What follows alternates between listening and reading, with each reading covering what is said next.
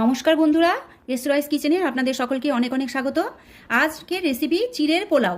চিড়েটা খুব ভালো করে পরিষ্কার করে ধুয়ে নিয়েছি। এবারে চিড়েটাকে জল ঝরতে দেব ছাঁকনিতে। ঘি দেব, গোলমরিচের গুঁড়ো, আমি হলুদ দেব, লবণ, আর আমি চিনিটা দেব। আমি চিনে বাদাম দিয়ে দেবো।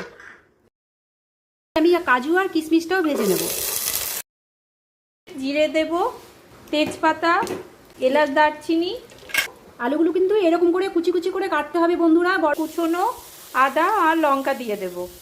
লবণ তো আমি চিড়েতে দিয়েছি, আর আলুতে সামান্য পরিমাণ দেব। কারি পাতা দিয়ে দেব। এবার ম্যারিনেট করা চিড়েটা এবার আমি দিয়ে দেবো। কাজু কিশমিশ চিনেবাদাম ভেজে রেখেছিলাম আগেই, সেগুলো এবার দিয়ে দেবো। আর একটু ঘি দিয়ে নামিয়ে নেব আমি।